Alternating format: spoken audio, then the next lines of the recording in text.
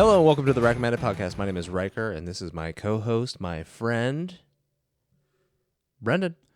2 words, Mr. President. Plausible deniability. And this is that too niche for you? I don't know. That was just weird. Okay. It was like it didn't have the same vibe. Normally, you're screaming at me when we start these. I didn't feel like I needed to. This is a solemn story. Yeah, you know what? You're right. This is a solemn Millions story. have died. In this film, we explore the complicated relationships between different groups of people. People that have misunderstandings, people that are outright hate each other. We watch as those who judge others learn that sometimes reality can be harsh. But one thing you can always count on is that people will band together to fight space aliens. They will. Today, we celebrate our Independence Day on this 20th episode of the Recommended Podcast. Wow. Where we talk about movies, TV, and entertainment media. I noticed you started reading the synopsis before, or like your little synopsis before you said that, and I was like really caught off guard, and then you worked it right back in. Yeah, sure did. Seamless. Almost like corrected, I've been doing... Course corrected. Almost like I've been doing this for 20 episodes. Yeah. Just like Randy Quaid. Just like Randy Quaid. Absolutely. Our hero. God. So we watched the movie Independence Day from 1996. I recommend you go watch it. I made Brenden watch it. I recommend you watch it too. But you know what? You could probably miss this one. Whoa! You don't have to watch it. No, you got to watch it. It's our 20th episode. Please give it a check out. That way you know what the hell we're talking about. I mean, gosh almighty. I mean, they have to listen to this. They don't have to watch this movie. That's true. Wow. But I recommend you watch it. I think it's a fun movie. It's not boring at all. It keeps going. It's there's a lot happening. Brenden always talks about how he's like, I just feel like there's this like smattering of things over here, smattering of like there's so many people, so many things. This movie does it all, and that is why I picked it for number 20. So I recommend you watch it. But if you don't have time to go watch it, it's 2 hours and 20 minutes. Stay around here.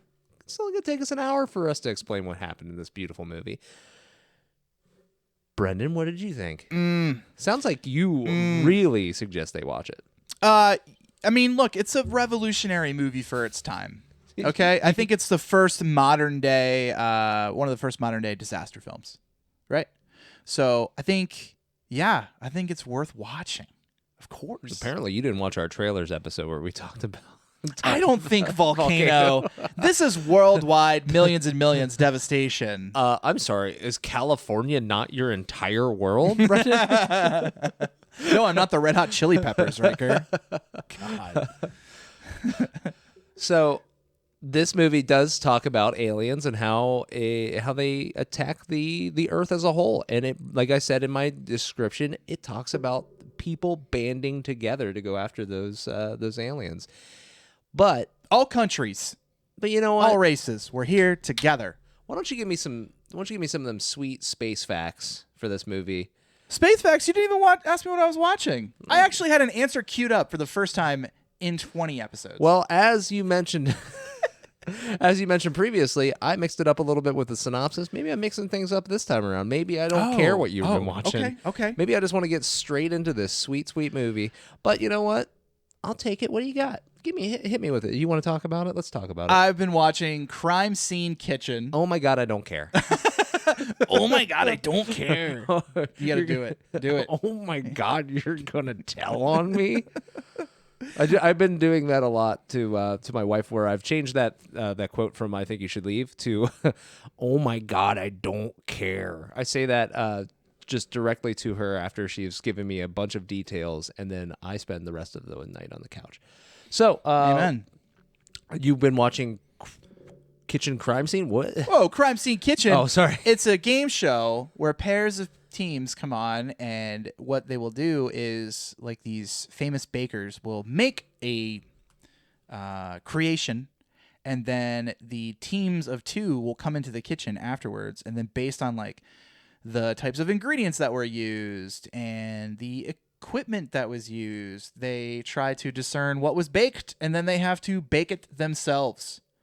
It's kind of interesting. Admittedly, I've been watching the show for a long time. It's currently in its 3rd season. Joel McHale hosts it.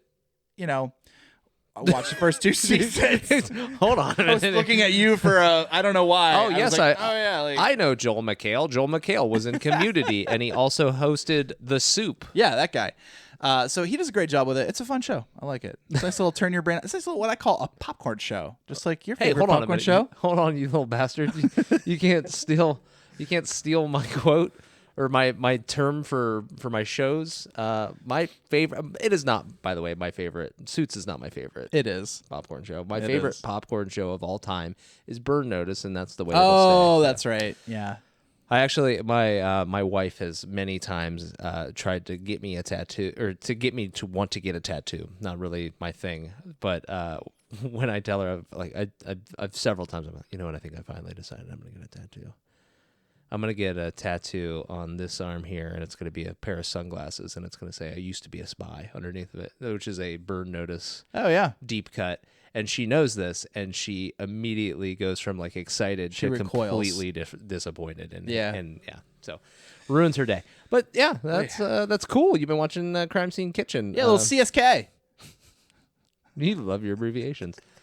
All right, now can we get on to the space facts? Can we talk about this glorious Space movie? Facts? No, my friend. This is not Interstellar. Oh, This is not Space Facts.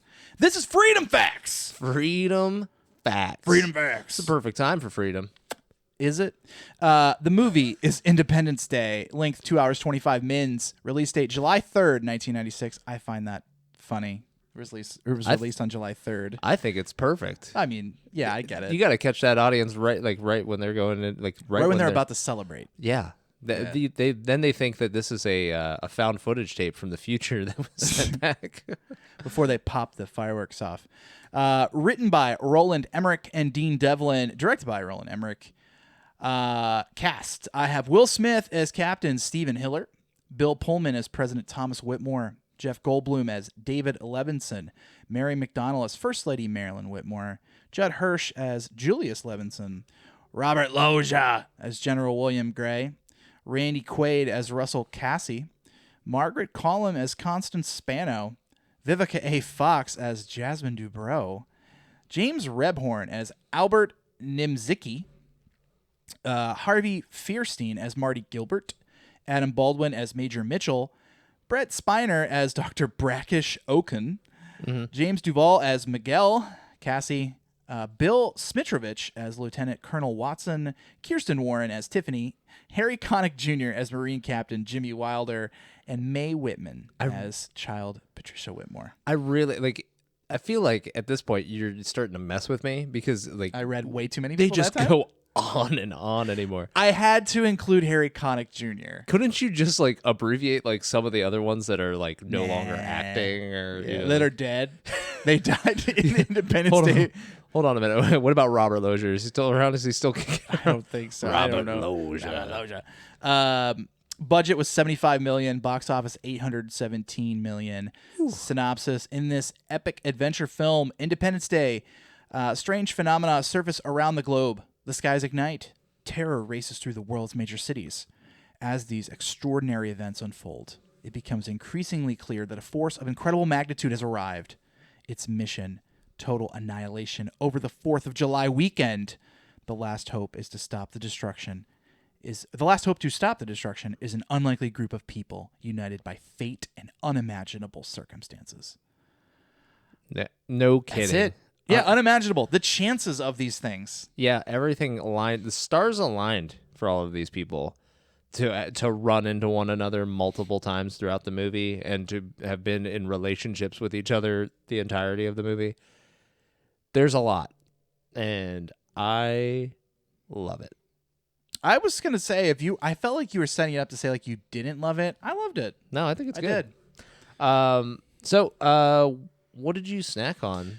Because I feel like you missed out on a good opportunity because you recommended these Nerds gummy clusters, Berry Punch, and they are red, white, and blue. So I feel like that's a big miss for you, sir. Yeah. I actually snacked on some McDonald's while I watched this movie. Oh, that's right. It's some Mickey D's. You told me that you enjoyed it. You had to eat. You're like, we recorded the last episode, and Brendan was like, I'm going to go watch this movie, but I also haven't had dinner yet. It's like, oh, okay.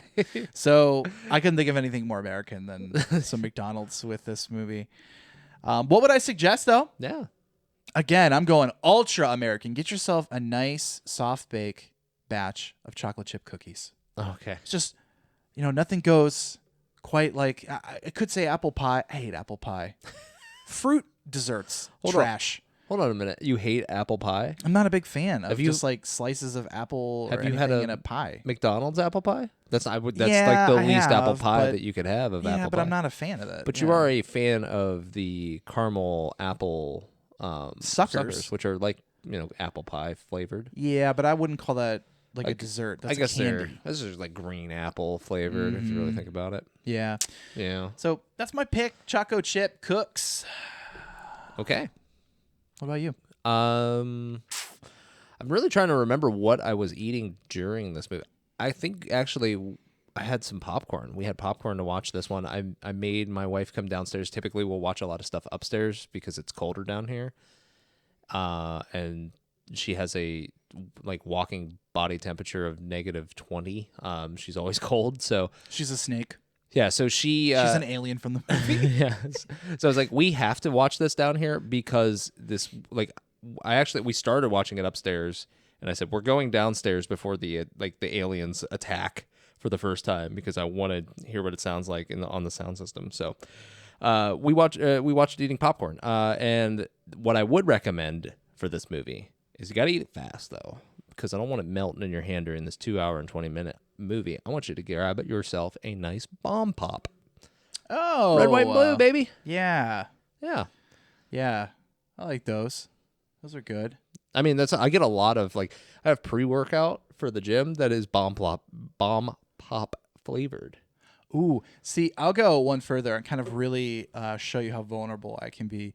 A lot of men, they're like, "Oh, I'm out here. I'm sucking down that brown, or that beer. It's America." Yeah, okay, cool, whatever. you're talking about I like liquor. Beer is okay, but I don't really like the taste of beer. But I can tell you what, around 4th of July, Smirnoff puts out a bomb pop flavored. I knew you were gonna say that. Yeah, those things are the shit. I've seen you. I don't even care. I will on multiple occasions. I will buy them with a smile. And you know what? Maybe that makes me a little ridiculous, but you know what? We're talking about Independence Day. That's true. We are talking about Independence Day, and I think there's nothing more American than being confident in yourself, Yeah. warts and all. Just call me warts? Warts and all. That's a thing. Oh, Yeah, okay. that's a saying. Warts and all. Like I know it is. Yeah, okay. I don't need to call Miriam. All right. Well, that's good because she's not going to respond anyway. So, you want to start getting into behind the scenes facts? We can start talking about those. But first, we'll tell everybody. So go watch the movie if you haven't already, unless you're okay with it, because we're about to start spoiling things about the movie. So if you want, go check it out. It's worth a watch. It's exciting. It's fun, but it is a couple hours long. And also, this is Thanksgiving. You could just pop it on in the background. Yeah. What would you rather watch? The Lions play for the 40th straight year? Yeah. Come on now, put Independence Day on. Yeah, you're gonna have. Remember where you came from. Yeah, and there's time before the game. There's time after the game. Just throw on Independence Day. Really know one of the most American holidays. Even more so, I think, than the 4th of July, Thanksgiving. Oh, Yeah. yeah. Yeah, right. So, Right. Also, there aren't a lot of Thanksgiving movies I could think of. The only one I could really think of would have been Planes, Trains, and Automobiles. Oh, this is stupid. There's a recent horror movie, right? Oh, yeah, but you don't like horror movies, so I couldn't have No. picked that if I wanted to. Is it like a pilgrim holding an axe or something? I think it's just called Thanksgiving. Yeah. There is Thanksgiving also, which is just a delight of a movie to watch. It is a very low budget horror comedy, I would call it. Who knows? Maybe it could be Terrifier someday. Maybe. I doubt it because it's had 3 sequels already. Actually, I think this Thanksgiving 3 was released. It was Thanksgiving 3, The Search for Thanksgiving 2. So the movie was a meta thing where they were searching for the second movie after they What? It was very weird. We can talk about that in another What is episode. this, Inception? It is. So go watch the movie and we'll start talking about the Behind the scenes. Go Behind the scenes. So, according to producer Dean Devlin, the U.S. military had agreed initially to support the film by allowing the crew to film at military bases and consult with actors who had military roles. However, upon learning that Area 51 references were going to be included in the script, they withdrew their support. And I will just interject at this time that I have a running tally of things that I write down as I watch these. These are just maybe things I want to remember, maybe things I want to talk about. Yeah. And at one point, I wrote down, they're really going to go to Area 51. This is lame as hell. Like, I was like, okay. Like, I was very disappointed. They in were that on the moment. ropes, bud. What did you want them to do? I know. Where else could they go? Yeah. But I was kind of like, okay. All right, whatever. Anyway, the scene in which Will Smith drags the unconscious alien across the desert was filmed on the Salt Flats near Great Salt Lake in Utah. Smith's line, "And what the hell is that smell?" was unscripted. Great Salt Lake is home to tiny crustaceans called brine shrimp. When they die, bodies sink to the bottom of the lake and decompose. When the wind kicks up just right, the bottom mud is disturbed, and the smell of millions of decaying brine shrimp can be very bad. Nobody told Will. That's not surprising. It is that they wouldn't have told him. They're just like, hey, you know what? He'll figure that out real quick. They also didn't want to hear him say, no, I don't want to film while it stinks out here. Yeah. Ugh. That strikes me as something that he would probably do. But it is a nice touch. It always seems to be the things in movies that like are unscripted and just kind of happen that seemingly steal the show. Like the one thing, like it's disgusting, but in Django, when Leo DiCaprio slams his hand down on a table, he cuts it and he rubs his blood all over the other actress in the room's face. Like he's supposed to grab her by the chin, and his hand was bleeding, and he like pretty much rubbed his hand all over her face while he was bleeding. Whoa. Yeah. I didn't know that. She was not cool with it after, but that's what they ultimately ended up using for the movie. Wow. She maintained her composure as well as him maintaining. Everybody's like, how cool is it that he cut his hand and kept going? But how cool is it that she didn't like flip the heck out whenever he rubbed his blood all over her face? Yeah. That'd be really weird. Like, but the stuff that wouldn't fly now, with like, all of the after COVID, post-COVID times where we're like having like someone else's bodily fluids on you is weirder than it used to be, as weird as it was before. For those of you at home with your bodily fluids phrase counters, you can number 1 on episode 20. Are we sure? Hold on a minute. Are we sure? We've never said that. That's not been uttered in 19 episodes. It's the first time bodily fluids has been said. Where am I at here? Production designer Patrick Tentopoulos presented Roland Emmerich with 2 concepts for the aliens. Emmerich liked both designs so much, he came up with the idea to use one design as the actual alien and the other to be a biomechanical suit the aliens could wear. I think that's when the doctor's doing the surgery. He cuts open the outside. Those were the 2. Yep. And yeah, both of those concepts are in the film. I think that's where that happens at. Since you brought that up, there was a fact that I found was that the fluid from the surgery, the sticky gooey the inside. snot? Yeah, Gross. that was KY jelly. Oh. Yeah, they used KY jelly for that. I didn't know that. I would have been that grossed out. Anyway, I'm joking. Let's add another count to the bodily fluid. I'm gonna say it again. 2. No, I'm trying to. Yeah, it was the alien's foul slime is what they called it. Foul slime. Yeah, the alien's foul slime was KY jelly. Yeah. And I agree, it did look pretty foul. Oof. Over 70 mock news broadcasts were created for the film. All used real-life newscasters since the makers believed that actors would not look convincing in such scenes. And I thought this was neat. Do you think any of them lost their job? I don't want anybody to have the worst day at their job. One of them lost their jobs because they were on the news in a movie when they had a non-compete, like the woman in Hubie Halloween. Well, they were probably like, "Oh, you were in Independence Day, cool." But then with that girl, they were like, "You were in Hubie Halloween, you're gone." Yeah, you're fired. We can't have you. We can't have you associating with us anymore. Ugh. According to the linear notes from the recent La La Land Records limited release of the complete score of Independence Day, the drum rhythm heard during the invasion scenes at the beginning of the film are Morse code letters D-I-E. How about that? Yeah. For die? You get it? What? Sorry, I couldn't spell it. I was thinking to myself, is that an acronym or are they just saying die? Like in my head, I was like, what could that be an acronym for? Die. They're just saying die. Come on, dude. Well, that is I on par with their language because at that one point, don't they tell him to, like, didn't they tell the president They said, what do you want die? us to do or something? Yeah. The alien makes the doctor say die. Yeah. Or something. Okay. Yeah. That's what it was. Yeah. Because he did ask for, like, could we have peace? And they're like, peace. No. No peace.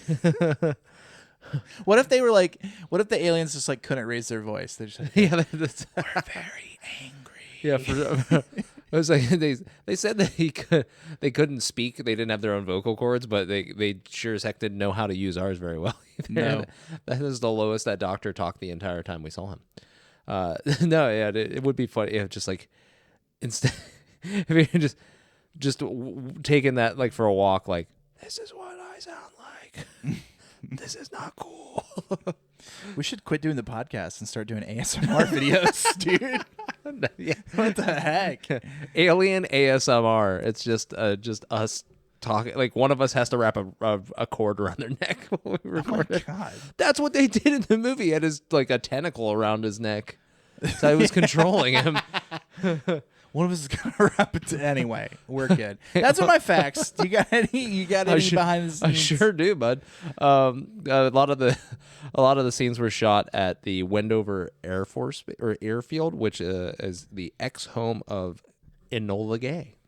Oh, the nuclear bomb. The ship that dropped the atomic bomb. The atomic bomb. Yep, the first atomic bomb to be dropped.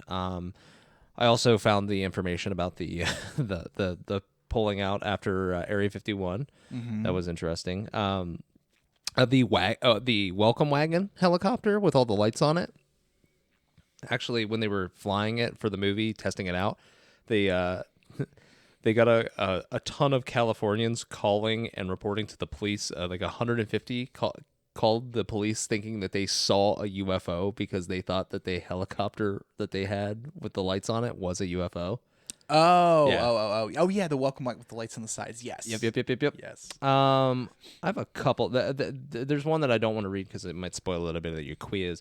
But this one was interesting. That the computer virus that saves the day also is a reference to War of the Worlds, because in the War of the Worlds, the aliens are eventually defeated because they can't live on our planet because they haven't developed antibodies to like viruses. So viruses start to kill the aliens that have invaded in War of the Worlds. Oh. Yeah. So this is utilizing a computer virus to kill the aliens, which I thought was pretty neat. And then they I had one more that I thought was I had lots of Goldblum and Will Smith's dialogue during the scenes where they were together, like flying through the ship. There was a lot of improv. Like a ton of it was just kind of made up on the spot, and you kind of felt like it the whole time. Like the way they talked to each other didn't seem like it was scripted.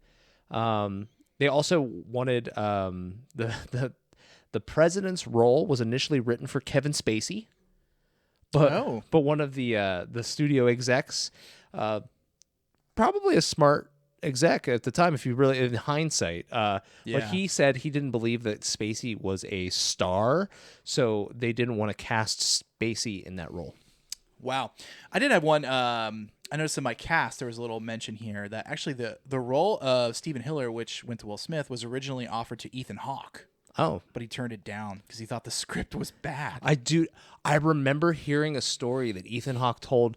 I don't know if it was on a podcast or an interview. He talked about that. Yeah, he thought it was like he got the script. He was reading it, and he was in the car with a bunch of like friends, and they were like driving somewhere or something for like a party or for like a weekend or something like that. And he was reading the script, and he thought it was crap, so he threw it out the window.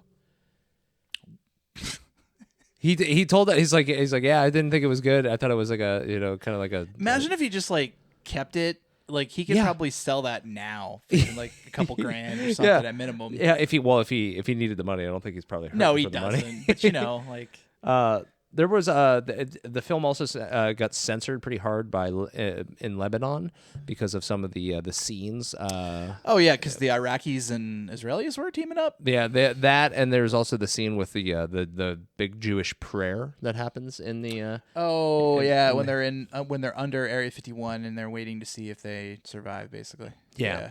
And then the script itself only took 4 weeks to write. I believe that. Okay. I do. Okay. Dialogue's not that great, but I mean, it is interesting. Like I feel like it all feels kind of natural, but at the same time, it's pretty like ham-fisted. Like the dad and David playing chess at the beginning of the movie, and then he says checkmate. I want to say approximately 4 times in the movie. yes, 4 or 5 times. Oh, there is also one other piece of dialogue that I thought was kind of fun from this movie and another. So Jeff Goldblum at the end of this movie, when they're escaping the spaceship, he says, "Must go faster, must go faster, must go faster, must go faster." He's like repeating it over and over again. He says "must go faster" in Jurassic Park when they're being chased by the T-Rex, and he's in the back of the Jeep. He says "must go faster," like he says it one time, and this he says it about 15 times. So that's all I got, bud. boom. And we're right on track to get into this pop quiz. Man. Hot shot. I feel a lot of pressure Why? because you went 9 for 9. I mean, I'm not going to go 9 for 9 here, but I mean- I feel a lot of pressure to at least be respectable. Because there has been episodes where I have been respectable. I also need to be respectable for our listeners, considering it's our 20th episode, Oh, that's true. right? You don't want to be Man, getting worse. You want to be getting better. let me release this. Either growing or you're dying. Let me release this. Yeah, that's right. That's, by the way, I found what that is a quote from, or I've heard it before this, but that actually was from Tommy Boy. Okay. The movie Tommy Boy. Whenever his dad is trying to get investors to like let him get money to open up the new side of the factory, he says, "You're either growing or you're dying. There ain't no in between." And he's like, then he starts walking down the like pointing out all the different like members of his family, his dad that owned the company, his dad that owned a company before him, and then someday my son will run it, and he's standing there. Anyway, that's where that's from. But I was gonna say, if you want, I could just release these on opposite order. I could just put the cable guy out for this episode. We can make that 20, and then I go 9 for 9, and you don't have to. There's no pressure. Nope.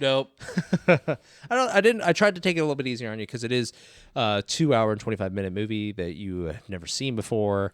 And there's a lot in here, and I didn't want to Yeah, I didn't want to murder you with questions. it's okay. So, first easy question: Yeah. what do Jasmine's earrings look like? I picked a question about one of the favorite people for you in this movie. I know it. Oh man. Really liked Vivica A. Fox when we did Batman and Robin. So I figured I'll ask a question about her. There are specifically. I'm not looking for, a bunch of description. There's like a distinct like thing that they are. And it's kind of like your question from Pulp Fiction to me about what was the necklace. She's wearing them at the beginning of the movie. I'm pretty sure she's wearing them the entirety of the film. And if you don't feel confident, I can give you a little hint. I want the hint. I don't know. I'm guessing right now. Okay, so specifically later on in the movie, shortly after that, Harry Connick Jr.'s character finds a ring. Oh, it's a dolphin ring. Yep. So her earrings are dolphins? Her earrings are dolphins. She's got Oh. 2 silver dolphins Thank on you her for the hint. ears. I would have said feathers. So, honestly, I was like, I wasn't Yeah, thinking. she's got a thing for dolphins. I love how you're setting me up because, of course, my reaction, my thing's gonna be like, I wasn't looking at her earrings, dude. Like, thanks, but I wasn't looking at her earrings. Okay, gosh, but she has. You're right. You're right. She's became a real. She's a staple, pod favorite. Staple for the podcast. She's going to be a staple in movies moving forward. Let's get her entire filmography. I'm trying to remember. You know? There was I also should point out in this movie, helicopter and tutu. No, I'm just kidding. That's a little callback from last episode where Heat and Cable Guy had the same helicopter. In case you missed that. It's incredible. So, second hard. Second hard. I said hard, but I meant they're easy. Oh, yeah, I bet. Easy number 2. What is the custom for after a successful mission is over?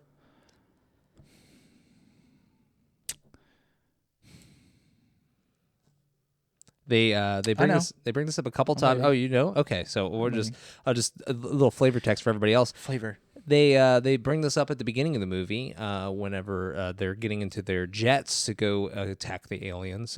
Will Smith and Harry Connick Jr.'s characters are both talking about like having something, and then at the end of the movie they talk about it, and it's a very big at the end of the movie, and they always say that we don't do this until after the fat lady is sung. That is smoke a cigar. That's correct. That's correct. Very good. Very good. That's correct.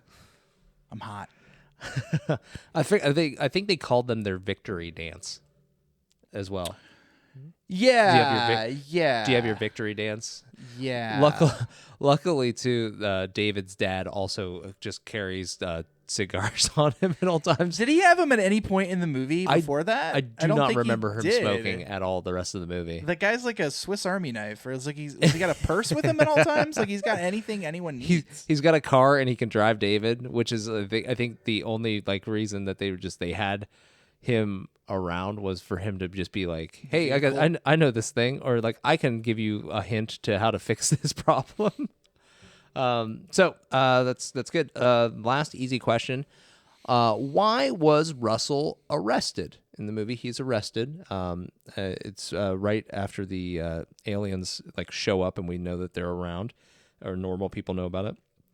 And the kids are watching the news and it says that a area crop duster was arrested. For what was he arrested, Brendan? Oh, I feel like I'm gonna get this wrong. Is it like public intoxication? Like he's arguing in the diner with those people, but those two guys are clearly antagonizing him. Oh yeah, they are. Yeah, dude, did you notice in that scene that one dude like spits like half his can of pop out of his mouth, or he's drinking a soda? Yeah, he like goes to. I actually went back and rewound it for my wife. I was like, take a look at this, and the guy goes like as he's laughing at a joke, and I'm not kidding you. It was like a bucket of Coke falls out of his mouth.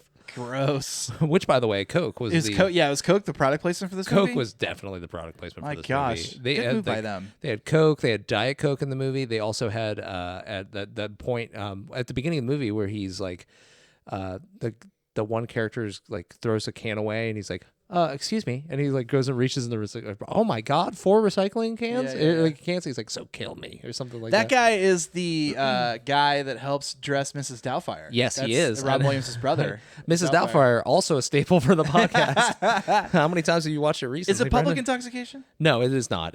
Is it fighting? No, he was arrested for dropping leaflets on City Hall. He was trying to warn people about the aliens. Yeah. Now that you say that, I do remember them saying that. Yeah. And then, then he later on he gets released, and the kids are just like they're just planning to leave him. Like they were gonna abandon their father. Which, by the way, these are like I know that he's not a good dad for the most part. Like, but like at the same time, they are not good kids. We need to have the conversation right now. So I have a couple things in my notes. Okay. 1, Randy Quaid is not that kid's dad. That's what my note says. You don't know what his mom looked like. I don't know, but that just doesn't track for me. Then when he's in the restaurant, he doesn't. Wait, hold on a minute. He could be his dad. He doesn't have to be his biological father, but he could be his dad. But Randy Quaid just seems like such a polar opposite of those kids. It's very weird. He does, yeah. I mean, and all of the kids are like a little bit like they all kind of look a little different from one another too. Maybe it's multiple moms, you know. I don't know. You're getting real deep in this. But then my next note, maybe he's like Violet Valentine, and these are all foster kids that he's taking care of. Oh, it could be. It could be. When he's in the little diner and the guy's like, Russ, when they took you up in their spaceship, did they do any sexual things to you?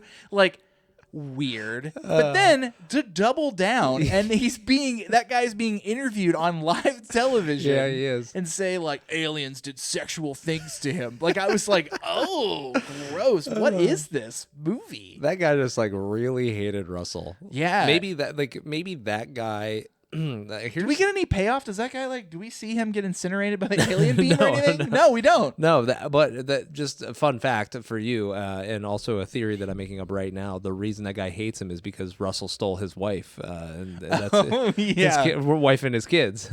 Russell's not stealing anybody's wife. I'm not. Sorry. All right. Okay. 2 for 3. Hey, that's a war hero right there, bud. Yeah. Sure.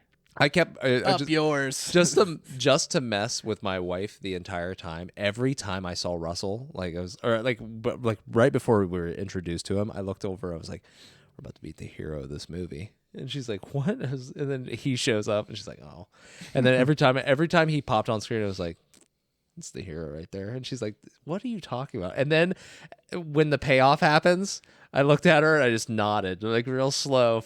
It was like, yep. Oh my hero. gosh. So that's it for the easy questions. So you're 2 for 3, right? Okay. All right. I feel okay. Pretty good. First medium question. Yeah. What Air Force base is Steve stationed at? At the beginning of the movie, he is off for the 4th of July weekend, and Jasmine is upset because he's going to report back because his leave was canceled because aliens showed up, and he's going to go back to his base, and he actually tells her to pack up the kid and just come to the base and stay with him, and so she could see how safe it is. Yeah, I think it's called MCAS or MCAT's El Toro. El Toro. Yeah. I'll take El Toro. El Toro. Yeah. That's what he said. I didn't look specifically for what they called it, but every time he mentioned the base, it was just El Toro. That's what he called it. And he's a member of the Black Knights. Ooh, very nice. Very nice. Mm-hmm. Is that one of your other questions? No, not yet. Dang it. You're close. All right. Number 2 from the hard questions. Your medium questions. Oh, I keep doing that. Hard questions. Everything questions. is a hard question. Every for one me. of them is hard for Brenden. It is. So you're what is it? You're 3 for 4. I am. Good job. What war did Russell fight in? Russell is a war hero. Just to bide time, I just want to point out for a hot second when when they thought the aliens were going to first attack or something. But there's a quick clip or scene. Okay, so there's a lot. There's a couple. There's a lot going on here. Multiple Mrs. Doubtfire characters. Mrs. Doubtfire's oldest daughter is in this movie. Yeah, that's the that's the girl who the guy. That's Russell's daughter. Yeah, it's Russell's daughter, and the guy she's with is like, oh, the world's gonna end. Do you want to die a virgin? Yeah. Very uncomfortable scene also. Weird, right? Very weird. Yeah. I bought enough time. He fought in the Vietnam War. Yeah. That kid died, by the way. Good. I mean, whoa, don't clip that. I just meant you could get real creative and be like, that kid died, good, and then insert me saying Costco kid or something. You can get real. Whoa, no. Cut. Can I get you to say the Rizzler real quick so I can I just need a clean version of that. Oh God, no thanks. No, I'm pretty sure I recognize that kid from I think daytime. I mean, not daytime TV, but I think he played a kid in Boy Meets World, or he was an actor from a child actor from around that time period where he was showing up and stuff. He reminded me a lot of the kid from Even Stevens. I don't know if you remember that movie, that show. Yeah. I know it wasn't him, or at least I'm pretty confident it wasn't him. The one that he played the hot kid, and they the mom's like, "How do you get your hair to do that?" And he's like, "You know how on the bottle it says to shampoo, then condition and repeat?" And she's like, "Yeah." And he's like, "I don't repeat."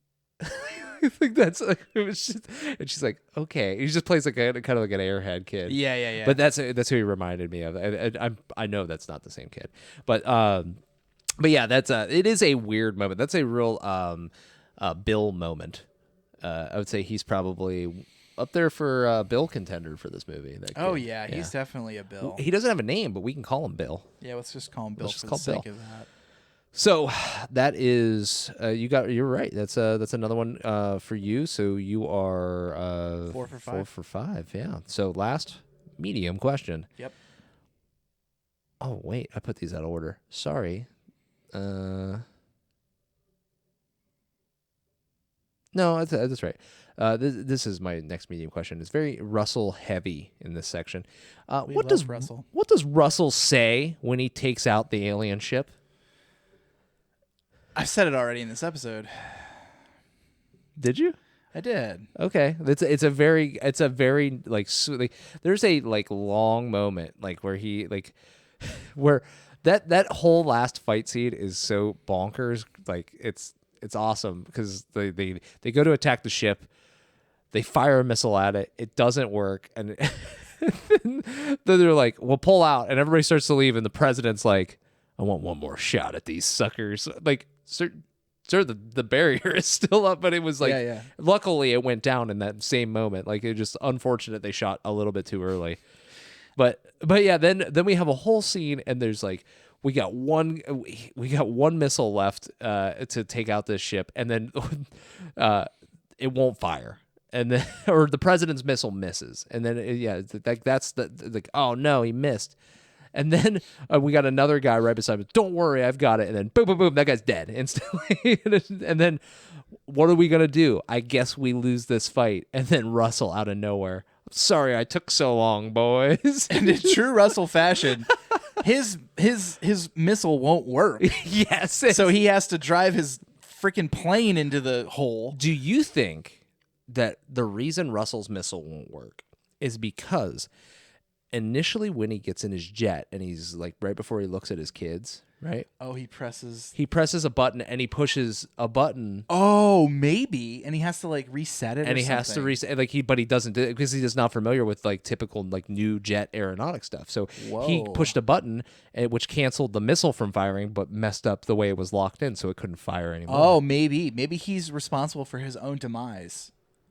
That would be fitting. That's that's something that I don't think I've heard a lot of people talk about, but I think that's feasible. It's very feasible, right? It is feasible. I think right before he goes up into the blue hole, as I'll call it, he says, "Up yours." No, sir. Oh, he doesn't say up yours? He does say up yours. He might, but that's not what he says at the very end. The last line that Russell delivers is, "Hello, boys, I'm back." Oh, he does say that too. And then he explodes and takes out the alien ship. What was your question? Did you say the last thing he says, or what does he say? What does Russell say when he takes out the alien ship? Oh, he does say up yours too, but I'll let it go. 4 for 6. I'll let it go. That's literally what he says. It's the last thing he says before he like the ship's touch. Shrug. How dare you call into question these questions? All right.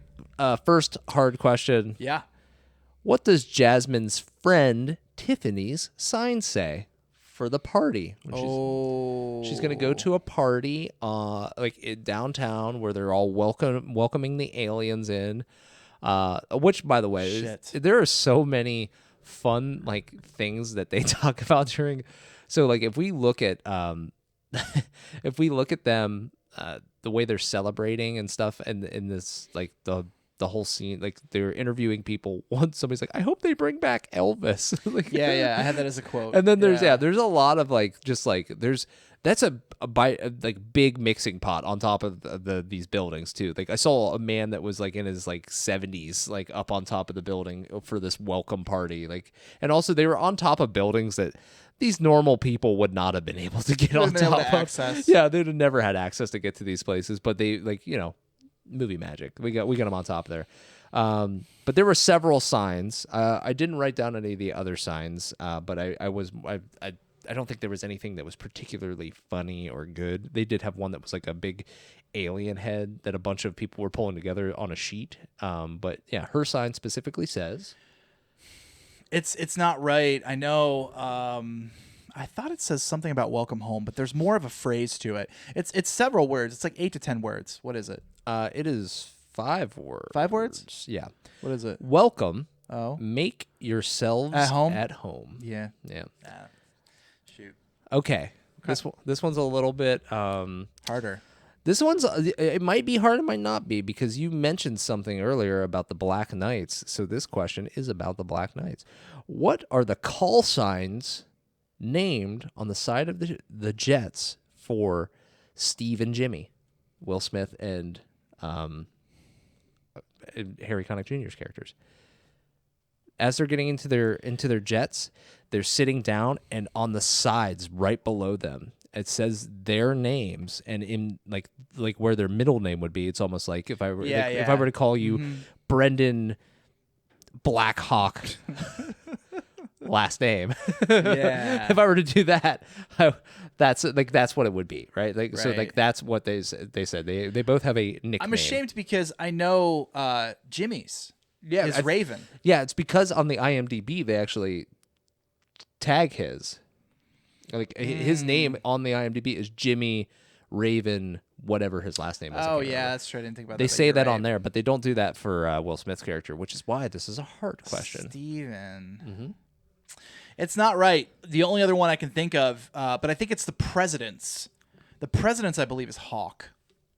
But I'm just going to say a Hawk for Steven because that's the only one I can remember. It is Eagle. Eagle. Yeah, Jimmy is Raven and Steve is Eagle. Yeah. Which is very American of them. Yeah.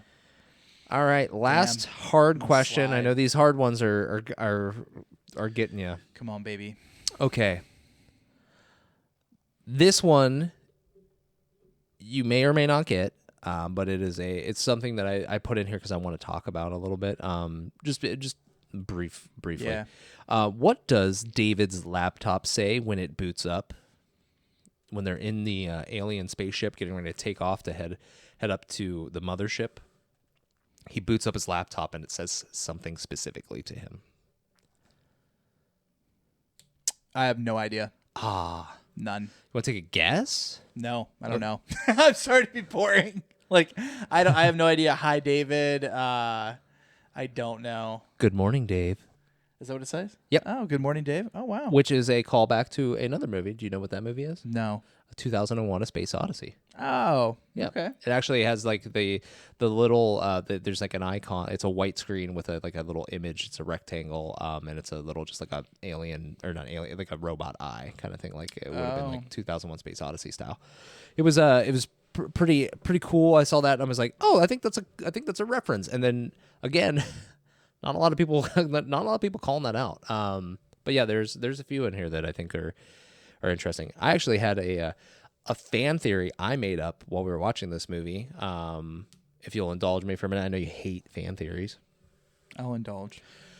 So I was thinking about this because when this movie starts, right, I was trying to think like there's a lot of like the aliens. Hold on one second, actually. Sorry, I'm jumping ahead.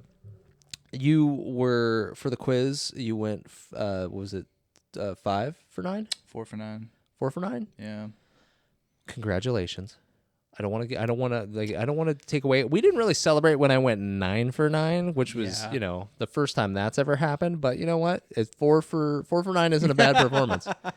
So it's okay. But okay, so I was thinking about this when I was thinking about the movie, and the aliens come.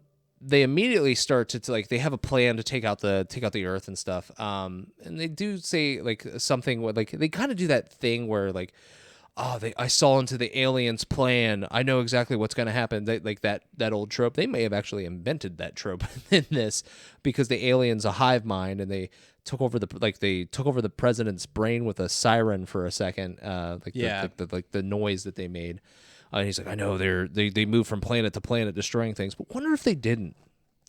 Wonder if that was just something the president was saying so that way they could take them out. Maybe he didn't get the full picture, right? Because we get attacked by these aliens immediately. There's no like remorse. They're ready to go. The plan is in place. They're taking everybody out.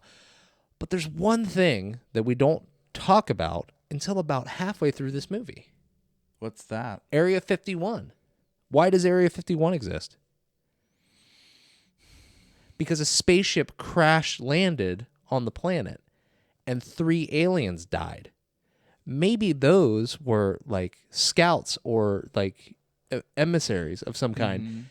maybe we didn't shoot them down or anything like that, but they still crashed and died. So the aliens thought that we were hostile. I got the hive shook up. They thought we were hostile, so they show up ready to kill us. Oh, Instead yeah. of like we're like just like, oh, we can like work together. No, like because there's even a line earlier in the movie where somebody's like, believe me, they didn't travel thousands of light years to get here. I think it's Will Smith's character says it. They didn't travel like thousands of light years to just start some stuff. That's like he just like that's what he does. Like, he's like, it'll be fine. So maybe they didn't start some stuff. Maybe they think we started some stuff.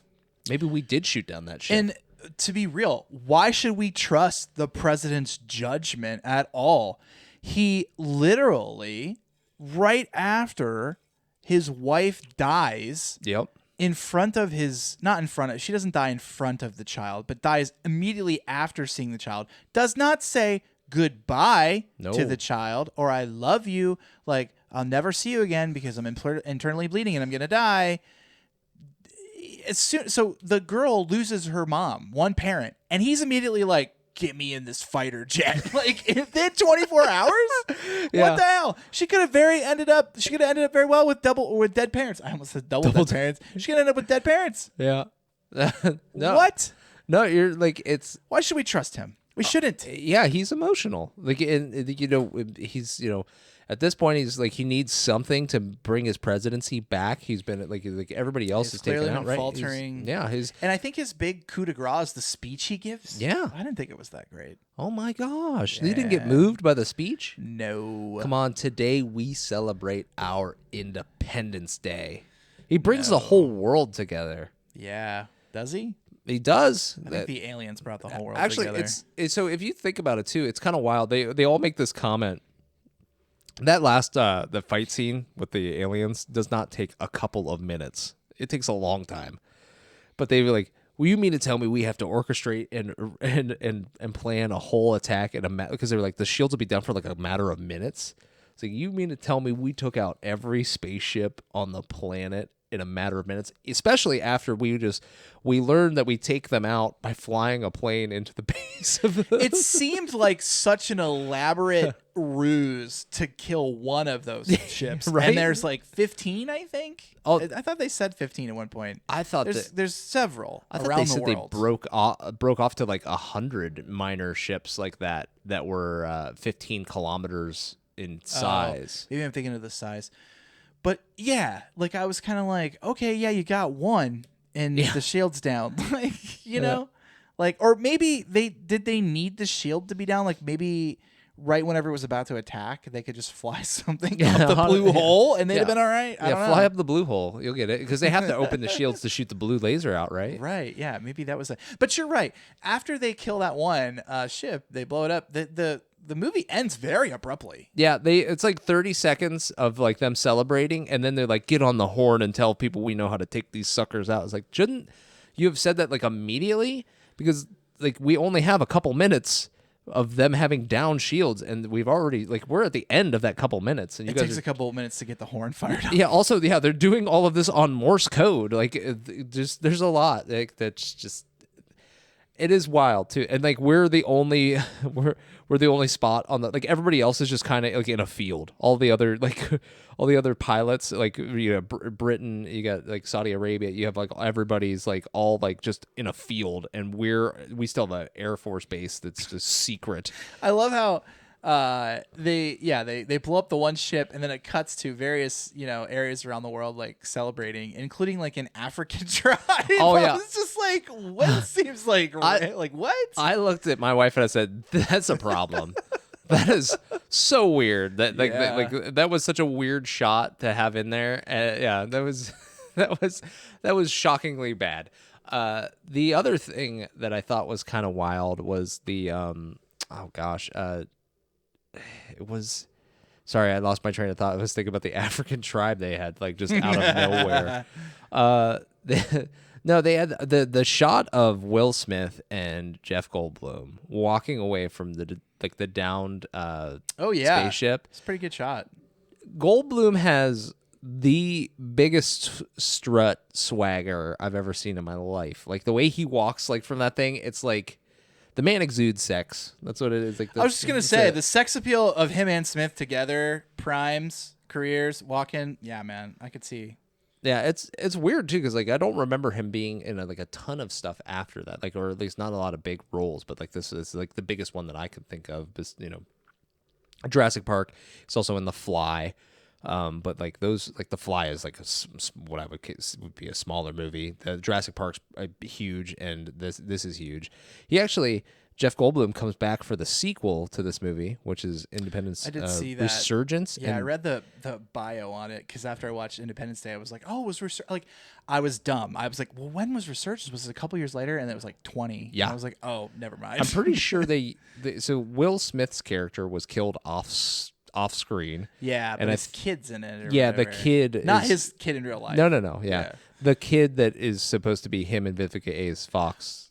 Which kid in Independence Day is Buckwheat in yes he is in Little Rascals. As soon as I saw him, I was like, oh my gosh, that's him. And the daughter was in something too. I can't remember I'm trying to remember. I remember specifically looking at it and thinking, Mae Whitman is the daughter. She's in a bunch of stuff. Yeah, but like there was something I remembered her from, but she's in it. Yeah, she is in a lot of stuff, but like there was something specific I remembered her. I was like, oh yeah, she was also in this. But yeah, They did the other. I'm jumping around. Dr. Oaken, the guy who played Dr. Oaken. That guy was way too happy to meet the president. He comes back in Resurgence. He didn't die. Oh, really? No, he didn't die during that attack. He was in a coma. That's what they said. Sure. So yeah, I think Bill Pullman also made an appearance back in the new movie as well. I think I saw that too. Mm-hmm. Yeah. So. Yeah, so I want to go back because we were talking about the daughter and made me think about the scene. Why did they do the first lady so dirty? Like in this entire I didn't like anything about so they included her just to like beat her up and murder her. Like that's really what they did. It was weird. Like I didn't like how she so the president and his daughter is with him. Yeah. And like I just didn't like even her dialogue. She's like, how's the munchkin or something? Like it just seemed I didn't like the word munchkin for some reason. Like I was like, I have 4 kids. I would never call my kids munchkins. I don't know. I just thought it was a weird term to use. And it felt very like she's not that mom. She's not a mom. Very separated. Like I mean, I know they're together and everything. I just mean like she's like, oh, how's the munchkin? Like that didn't feel like, oh, it's my daughter. I love her. It was very transactional to me. Also, weird. Bill Pullman's character, like, he lies to her, like, every time that they talk. Did you notice that? Yeah. She's like, yeah, did I wake you up? He's like, yeah, just getting up. And she's like, you're a liar. And then, like, like a little bit later, I think you talk again, and she's like, liar. Yeah, because she's like, you're going to be fine.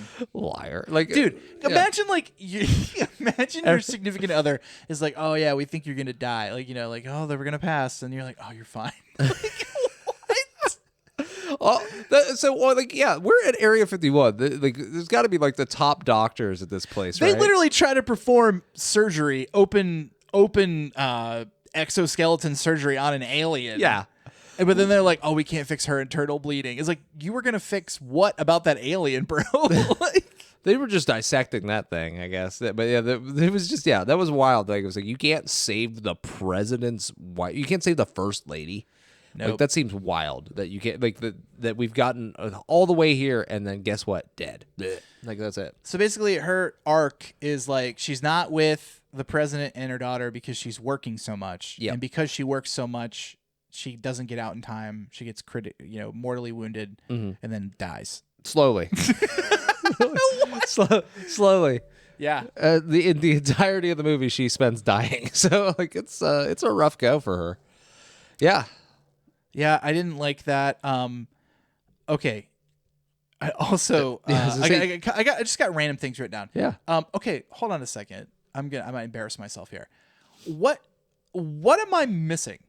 Okay, about the opening. You may have seen me Googling this because I was trying to understand before we started and I never got to it. Mm-hmm. Okay, so the very first quote unquote scene is them zooming in on the monument that's on the moon.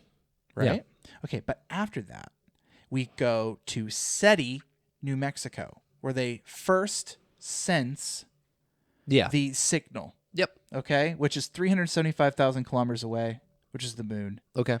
Okay. Isn't Jeff Goldblum there? No, he's on there. Who is that? Who's the scientist that wakes up? I forget his name. He's a scientist in a lot of other stuff too. Oh. But he is not. For some reason, Jeff I thought that was Goldblum. Goldblum. I'm an idiot. Jeff Goldblum isn't a scientist in this. No, he's like a cable repairman. Yeah, That's yeah. what his dad says. Right? But I was so confused. I was like, wait, is that him? Wait, no, he looks different. No, it can't be him. But right? yeah, no. tell me how like this is just like the most fortunate grouping of like people like just Jeff Goldblum's ex-wife who is still in love with him and he still loves, works for the president, and he can get in, like, he drives from New York to the White House and then gets inside the White House, warns them, and then they fly away right before they get murdered. And they listen. Like I know he's extremely intelligent, obviously, but like he comes in there like on a whim, and he's like, "This is what's happening," and they're like, "Okay," and then they listen to him. Yeah, I mean, it was right. But The guy that works at a TV station. That's what. Yeah.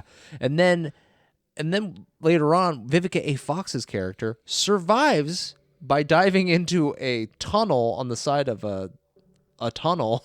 Yeah. Like she goes into a doorway in a tunnel and saves her dog, her son, and then finds the first lady.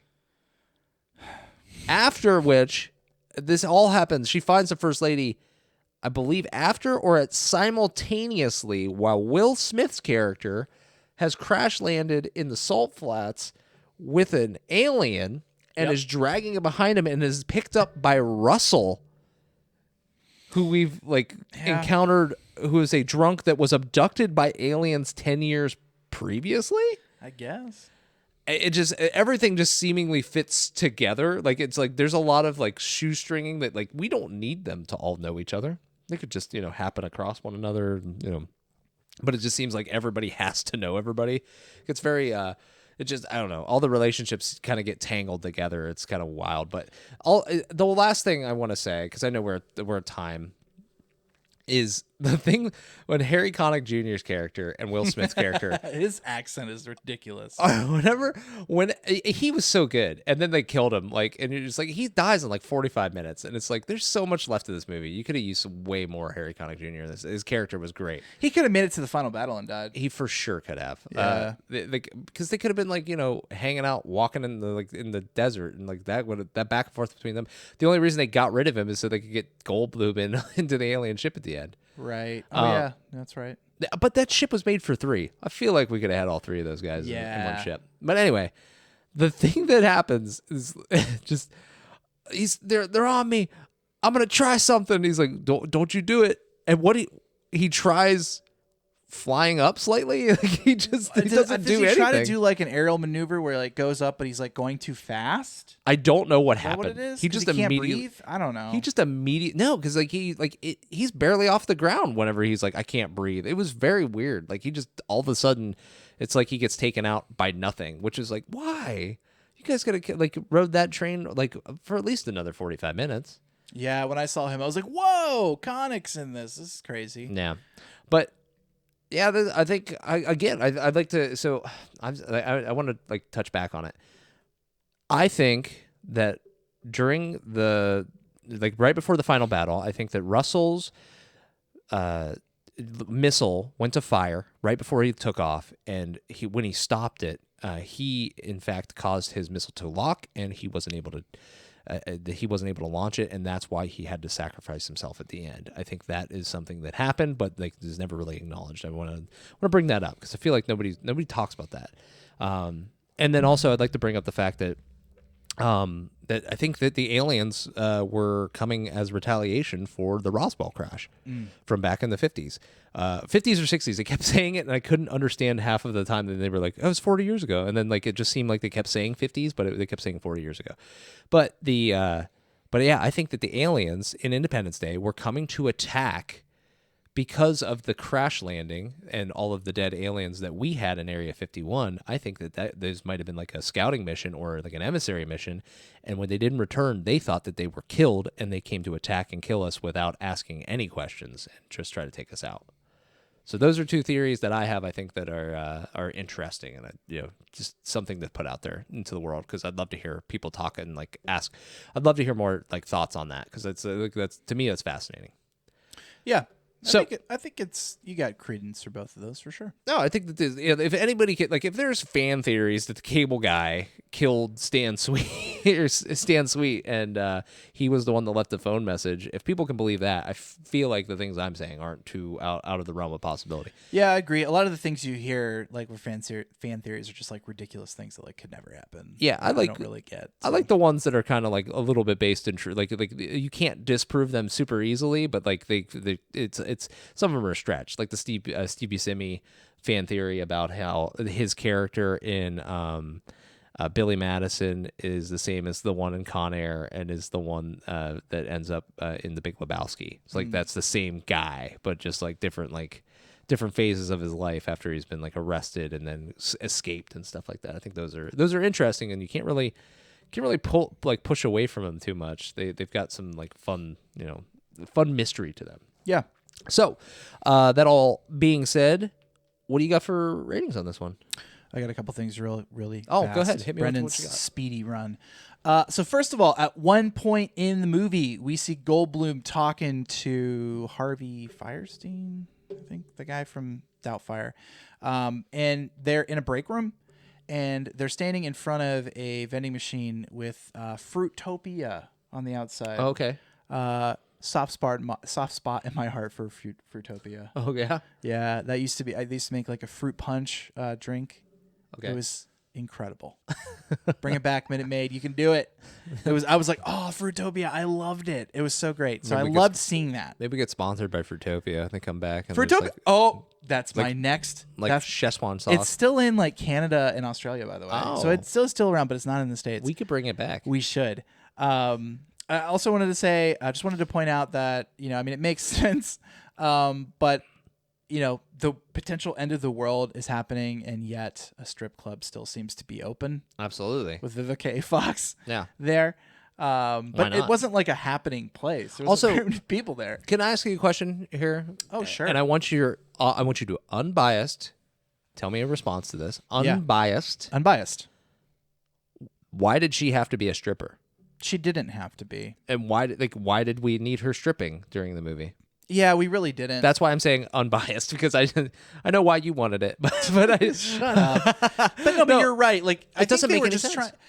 It almost felt a little bit, kind of like an attack on that type of a profession, right? It Like did. it was like, oh, you're an exotic dancer, like ew. And then like when she ends up meeting the first lady later, and she is tending to the wounds of the first lady. Mm-hmm. And it was like, oh, who's taking care of you? Like, what do you do? And she's like, oh, I'm a dancer. She's like, oh, ballet? And she's like, no, exotic. And it was kind of like, oh. Like, it was such a weird, you're right. That none of that really was necessary. Yeah, it didn't add anything, honestly. There was nothing that She could have just been a single mom, like Yeah. a cashier at a supermarket for all we care. Anything. It didn't matter. Didn't have to. Yeah, it definitely didn't have to be that. It was felt just like weird. it was an excuse to get Vivica A. Fox and just like exactly, which I stuff, feel I is like think. weird. Probably weird 90s stuff. That was like the stuff that would be 90s. done, Yeah, that was the 90s. Doesn't need to be done, but it's done. Like, think about Vivica A. Fox in Batman and Robin. Yeah. Why is she the only one in Freeze's lair wearing lingerie? Yeah, it doesn't really make any sense. Yeah, it's just like, let's make the sexy girl sexy. That's what they do. Yeah.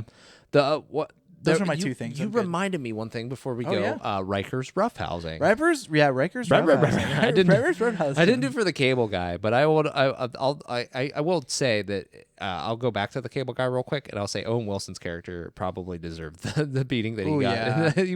he was a huge jerk the entire time.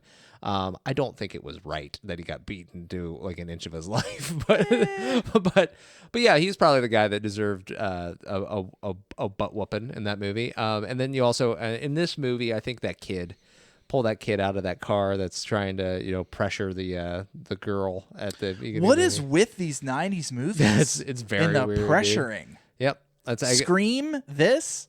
We're seeing some themes. We're only 20 episodes in the decades, man. I think I need to get out of this decade is what I need to do. So when I pick my next movie, it will be outside of this decade, which will be good for everybody, I think. Amen. So for the reviews, you got ratings now? Unless you had anything else. I know you said that No. That was it. Okay. So ratings on this, Rotten Tomatoes comes in at 68%. Audience rating is 75%. IMDb 7.0 out of 10. Okay. Yeah. So what did you think, Brendan? What was your... I liked it a lot. I did try to keep the mindset that, hey, look, this is kind of like I probably should have taken, maybe because of seeing Halloween, and then if you talk to me about Halloween now, I think I would have a slightly different opinion. Like, hey, it was kind of more bare bones, but you know what? That at the time was kind of the first push into something like that. This, yeah, I kind of feel the same way. I mean, is it my favorite movie? No, but I really enjoyed it. I thought maybe it was a little long, felt a little long, dragged a little They bit. could have probably cut a little bit, yeah. Yeah. But all in all, it's definitely a movie I would recommend you check out. All right, I agree. I think that it's definitely it's a fun one. A lot of the CG doesn't really hold up very well. No. The alien practical effects were pretty great though. They did a good job with like the alien, the welcome to Earth line that always gets turned to welcome to Earth whenever he punches the alien. Whenever you see that alien for the first time, it's pretty wild. It's like it's very well animated, or like I guess not animated because it's not animated, but it's like moving around in animation like that. Like it's animated, it's a moving puppet kind of thing, and it's really cool looking. But yeah, I think this is a good movie. I think it has a lot of good moments in it. It's fun. It's one of those, like, if you like the Fast and the Furious movies, then you can watch this and not you'll be like, this is amazing. I feel like that there's a level of which you have to go into a movie like this where you're expecting, like, I'm not going to take this too seriously. This is just for fun, and it's exciting the whole time. So yeah, I would say. Oh, also to bounce back, the Rikers Roughhousing too. The defense, the Secretary of Defense. Oh, yeah, that guy was prick. That guy was a dick, man. He knew about like Nimziki. He knew the aliens were around and didn't say anything. Like, two words: plausible deniability. That was so dumb. Like, I guess it is like a very shoehorned. Like, okay, we got to get them like we got to find a spot for them to go sit and like talk stuff out. What's an area that no one would know about? Area 51. We'll put them there. Okay, great. It's not on the map. So yeah. So, thank you guys all for listening. It's been 20 episodes, and we really appreciate all of you. We really do. It's great. You keep coming back, and we keep making them, and we will continue to make them as long as you keep coming back. Yeah. And if you could tell a friend, do that recommended challenge. Go out there, tell a friend, make them listen to the podcast. Share the stories, or I think the Instagram reels or the shorts on YouTube. Those would help. That helps us out too. If you could share those to people you think would enjoy them. And if you aren't subscribed, please do. We appreciate you for doing that. So check out YouTube. We're the recommended on there, or recommended podcast on there. We're the recommended on Facebook. We're the recommended podcast on Instagram and on X, and on TikTok. So, if you could go check those out, we appreciate you. And, we're about to enter into our winter wonderland moment. We are. I perk up. Here we are, folks. So we're in Brendan's hands. Paid my dues. I paid my dues, and I'm here to cash the check. Hello, bank. Yeah, so we're gonna start out, and I will tell you, I haven't seen this movie before. I could have went right into holiday bangers, and I will as the month of December progresses. But I thought, I think we've seen here, when you choose a movie that isn't quite, the best movie, a la Batman and Robin, you can get some funny moments. And so I chose what I was able to identify as the worst rated modern Christmas movie.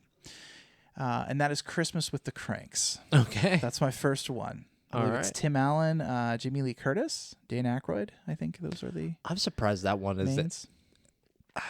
Well, wasn't there like another one? I can't believe this is one of the lowest ranked ones, because there was like a movie came out not too long ago. It had like Joseph Gordon-Levitt and Seth Rogen in it. Maybe, but this one is the second lowest. The lowest one was, I think, a version of the Nutcracker in like 2010. But we can't do that. That's not a thing. At least I think a lot of people have heard of Christmas with the Cranks I've definitely heard of it. Yeah, Yeah, but I have never seen. So. And I think we talked a little bit before because it was Tim Allen and Jamie Lee Curtis. Yeah, we're going back to Halloween. Yeah, we're gonna see how our careers evolve since Halloween. Yeah. Dan Aykroyd in this one too. So yeah. So yeah, I know of it. I think I might have seen it in passing. Like when I say seeing it in passing, I mean like glancing blows. Like I pass a room and it's on the TV or something like that. I've never actually watched it. I do know that there is apparently a big Frosty like the snowman in it that is people keep saying they're holding him hostage and stuff. I think around Christmas time, I see a lot of like clips for it pop up on reels and stuff. So yeah, I'm excited. We'll get into the Christmas spirit. Month. I'll have to figure out a way to decorate for Christmas. Oh, we'll come up with something. Yep. So, well, much appreciated everybody for hanging out. And we'll catch you next time with Christmas with the Cranks. Sounds great. So, with all of that, we celebrate our 20th Independence Day. Up yours. Bye.